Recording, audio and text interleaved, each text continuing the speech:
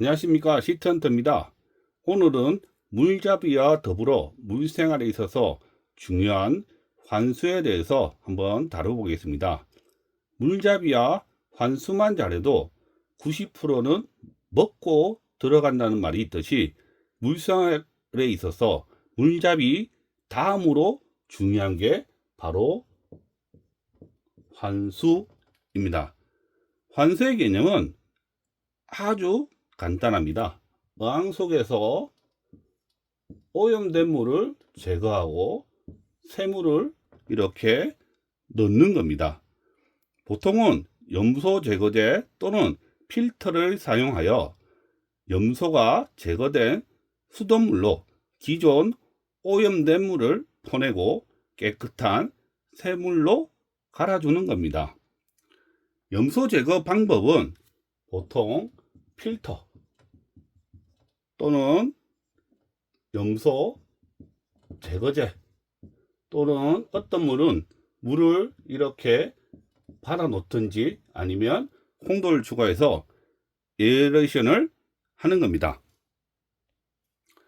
저는 개인적으로 수돗물을 받아서 에어레이션을 하는 것은 세균 오염 문제가 있기 때문에 특히 여름철인 지금은 비추합니다. 그냥 염소 제거제를 사용하시면 됩니다.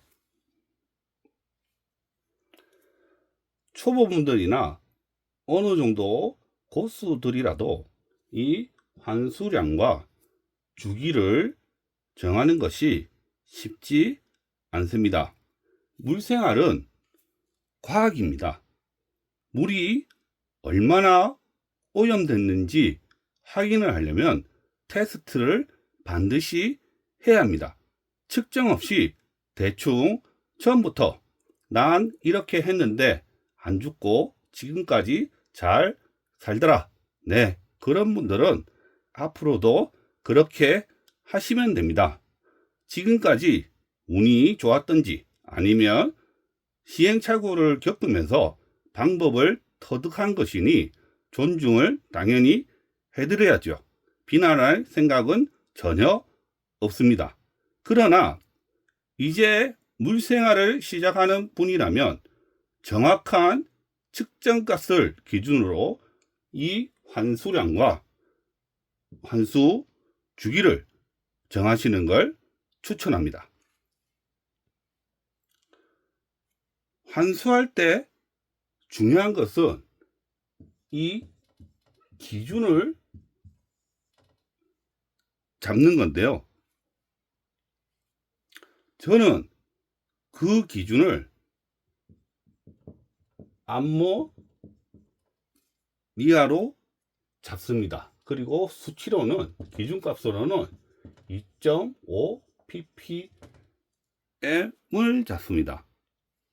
따라서 이 암모니아 농도가 2.5 ppm을 넘는다면 무조건 그 이하의 수치가 나올 때까지 이 환수를 합니다. 여기서 환수량이 결정되고요. 또한 그 농도가 유지되는 기간을 가지고 환수 주기가 결정이 됩니다. 다시 한번 말씀드리면 수치가 나올 때까지, 즉 환수량이고요. 수치가 유지될 때까지, 즉 주기가 됩니다. 즉 암모니아 농도가 0.25 ppm 이하로만 계속 나온다면 저는 이 환수를 하지 않습니다. 많은 분들은 보통 기준을 질산염을 가지고 잡습니다.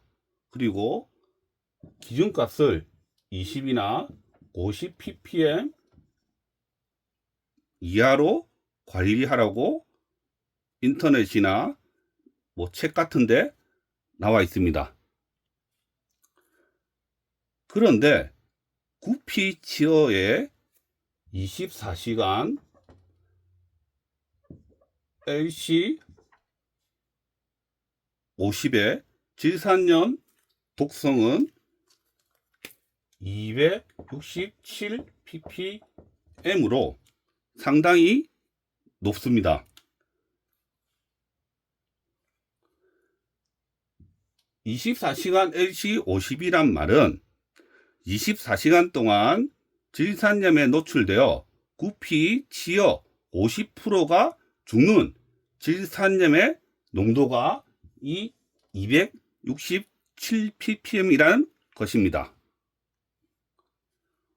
어종마다 질산염에 대한 LC50 농도가 다르니 질산염을 기준으로 하시는 분은 본인이 키우는 물고기의 질산염 독성 농도 기준을 아시는 게 중요합니다. 따라서 무조건 20이다, 50이다가 아니고요. 기준점을 무엇으로 잡는지 본인의 판단하에 하시기 바랍니다. 그러나 저는 개인적으로 독성이 강한 암모니아나 아질산 정도만 해도 충분하다고 생각합니다.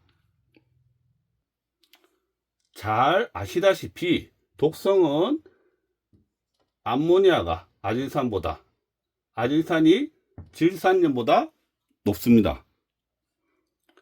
여기서 한 가지 주의하실 점은 암모니아는 온도가 높을수록 독성이 강하고 pH가 높을수록 독성이 강합니다. 아질산은 온도가 높을수록 독성이 강하고 pH가 낮을수록 주의하셔야 됩니다. 낮을수록 독성이 더 강합니다. 자, 다음은 환수 방법입니다. 물을 빨리 빼고 천천히 넣어라. 뭐 이렇게 많이 말씀하시는데요. 이런 거 무시하셔도 됩니다. 이런 게 중요한 게 아닙니다. 가장 중요한 것은 앞서 배운 것과 같이 환수 양과 환수 주기입니다. 자, 복습 한번 할까요? 환수량은 독성이 0에 가까울 때까지, 환수 중위는 독성이 이 0이 되는 게 깨질 때까지 하는 겁니다. 물론 환수를 함에 있어서 이 스윙이 안 되게 조심하셔야 합니다. 자, 그럼 한번 보실까요? 어항 세팅은 기본적으로 내가 키우고자 하는 물고기 또는 새우가 가장 좋아하는 물로 이렇게 세팅을 하는 겁니다. 두 번째, 세팅을 했으면 이 상태가 계속 유지되도록, 즉 항상 성잉을 유지시키는 겁니다. 따라서 이 환수도 이 물의 항상성이 많이 변하지 않는 상태에서 해야 합니다. 큰 물의 변화는 물고기의 대사에 쓰이는 에너지 소모를 크게 할 수도 있고, 그럼 그것 때문에 물고기는 죽을 수도 있습니다. 따라서 이 환수는 적절한 환수량과 환수 주기를 가지고 어항의 항상성을 유지하면서 스윙이 오더라도 적게 오도록 하는 것입니다. 다시 한번 정리하자면 결국 환수는 적절한 환수량과 주기를 찾아서 이 스윙만 조심하면서 하면 됩니다. 이게 핵심입니다. 자, 지금부터는 환수와 관련된 많은 궁금점이 있는 것을 가지고 하나씩 이야기해 보겠습니다. 첫 번째는 대량 환수를 하면 물은 깨진다. 정답은 세모입니다. 환수물을 염소를 제거하지 않거나 직수 또는 온수 사용 시 거기에 구리가 들어간다면 여과기에 있는 지라균은 죽거나 소멸될 것이고 물은 깨질 수도 있습니다. 그러나 일반적인 환수라면 그럴 가능성은 매우 낮습니다.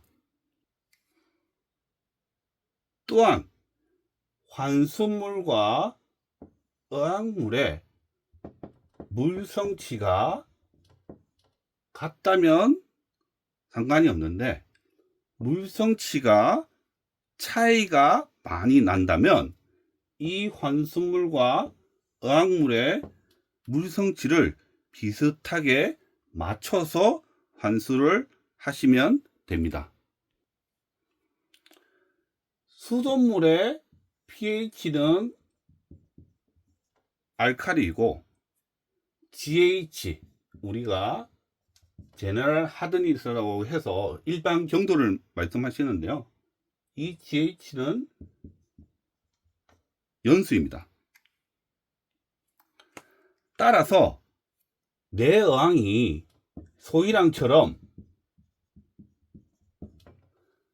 일부러 pH를 낮춘 어항이 아니라면 대량 환수를 한다고 문제 될 거는 없습니다. 만약에 대량 환수가 문제가 된다면 pH나 조금 어려울 수도 있지만 이 KH 탄산 경도를 낮춘 물로 환수를 하면 됩니다. 또한 당어를 키우시는 분이라면 GH가 낮더라도 어항에 이미 바닥재로 산호사 등이 GH가 높은 물질들이 있기 때문에 대량 환수도 문제는 없다고 생각이 됩니다. 자, 물잡이 때 환수를 해야 하나요? 물잡이 개념이 무엇인지 아신다면 사실 아주 쉬운 질문입니다. 답은 할 필요가 전혀 없습니다. 그러나 소이랑이나 기타 물잡이 고기나 또는 소량의 봉개체, 즉 물고기가 어항에 있다면 얘들을 살리기 위해서 환수는 반드시 해야 합니다. 세 번째, 약품을 사용하기 전후 환수를 해야 하나요? 네, 반드시 해주시는 게 좋습니다. 약품과 어항 속 어떤 물질들 간의 상호작용이 일어날 수도 있고 항생제라면 물이 깨질 수도 있기 때문에 반드시 사용 후에는 환수를 해주시는 게 좋습니다. 자, 네 번째, 환수 후 박테리아제를 반드시 넣어야 하나요? 답은 아닙니다. 종속 영양세균은 증식 속도가 1시간이기 때문에 50%를 환수하더라도 1시간 뒤면 100%가 됩니다. 그리고 지라균은 여과기에 살기 때문에 환수를 하더라도 그 죽거나 소멸되는 양이 얼마 안 됩니다. 따라서 환수 후 반드시 박테리아제는 사용할 필요 없고, 종속 영양세균이라면 정기적으로 한 번씩 넣어주면 됩니다. 물론 지라균은 절대 환수 후에 쓰실 필요는 없습니다. 환수를 했더니 물고기 상태가 메롱이다. 물론 온도 스윙, pH 스윙, 염소 때문이 아니라면 저는 이 암모니아를 의심을 해봅니다. 암모니아는 물론 환수 후에 농도는 줄어들겠지만 수돗물의 pH가 알칼리이기 때문에 pH는 올라갑니다. 그러면 온도가 24도라고 가정을 한다면 pH가 6.4, 그 다음에 pH가 7.4일 때 이 암모니아 독성은 10배가 더 강해집니다. 따라서 기존의 수돗물보다 낮은 pH 어항이라면 의심을 할 수도 있습니다. 즉 암모니아를 한번 의심해 볼 필요가 있습니다. 자, 환수를 했는데 비린내가 나요. 이거는 기존의 어항에서 물수위가 낮아지면 그동안 안 나던 냄새가 날 수도 있습니다. 환수를 하면 독성이 있다면 희석시키는 것이니 크게 신경 쓸 일은 아니라고 생각합니다. 즉 환수 후에 비린내가 나면 그냥 크게 걱정하실 필요는 없습니다. 우리가 산란을 촉진하기 위해서 이 환수를 한다면 반드시 생각해야 되는 게 건기와 우기입니다. 건기 때는 우기 때보다 pH는 높고 우기는 pH는 낮아집니다. 온도는 건기 때가 높고 우기 때가 낮아집니다. GH도 건기 때가 높고 우기 때 이렇게 낮아집니다. 따라서 산란을 촉진하기 위한 환수라면 이 우기상을 맞춰 보통 주는데요. 일단 pH는 낮게, 온도도 낮게, GH도 낮게. 그런데 반드시 선행해야 될 게 있는데 요 사이 영양가 있는 먹이는 주시는 게 훨씬 산란을 위해 좋습니다. 또한 이 산란이 어려운 물고기는 특정 이 물성치를 맞춰줘야 하는데요. 이거는 각자 노하우이므로 스스로 찾으셔야 합니다. 자, 정수기 물로 환수하도 되나요? 자, 정수기 뒷면을 보시고 RO 또는 역삼투압이라는 말이 없으면 그냥 편하게 하시면 됩니다. 그러나 새우 또는 pH가 낮은 어항을 운영하시는 분이라면 RO수나 역삼투압 물도 사용이 가능합니다. 겨울철 환수 시 주의할 게 있나요? 겨울철에는 수돗물 온도가 매우 낮으므로 온도를 높여서 넣어주는데요. 온수에는 지역난방하고 개별난방 공통적으로 구리가 들어 있을 수도 있기 때문에 조심하셔야 하셔야 됩니다. 그리고 굴이 문제뿐만 아니라 물을 끓인다면 pH는 올라가기 때문에 이것도 조심하셔야 합니다. 내어항의 여과력이 빵빵한데 환수는 안 해도 되나요? 자, 여과력은 여과기 개수하고 비례하지 않습니다. 여과기란 어차피 지라균이 사는 집일 뿐입니다. 그래서 여과력은 여과기 개수가 아니라 이 지라균 숫자와 비례합니다. 따라서 여과력은 결국에는 지라균 숫자이므로 질산화 과정과 관련이 있는데요. 암모니아 1g을 없애기 위해서는 중탄산염이 대략 8g이 필요하므로 우리는 환수를 해줌으로써 이 중탄산염을 어항에 넣어주는 겁니다.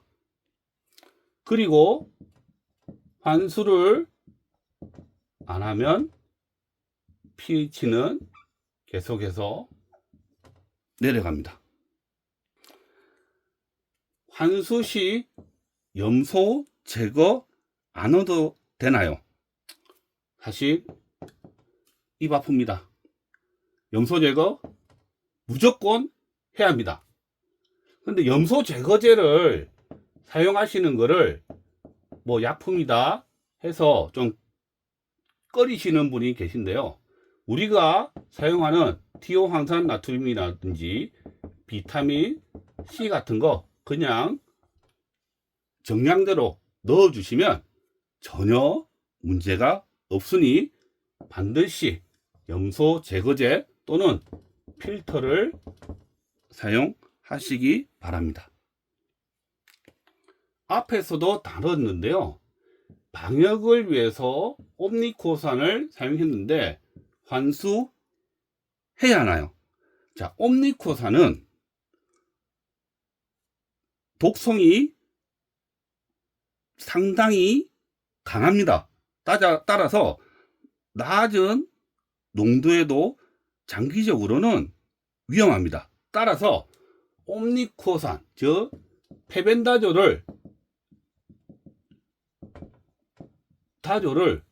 사용하셨다면 반드시 다음날 저는 환수를 해주시는 걸 적극 권장합니다.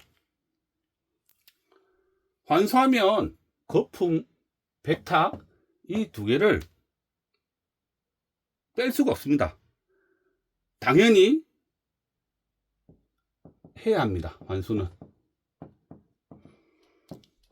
그러나 거품과 백탁은 각각 다른 동영상에서 이미 다뤘으므로 더 궁금하신 분은 그걸 보시면 됩니다. 오늘은 환수에 대해서 얘기했습니다. 긴 시간 동안 시청해 주셔서 정말 감사합니다. 오늘은 여기까지 하겠습니다. 그럼 즐거운 물생활 되세요.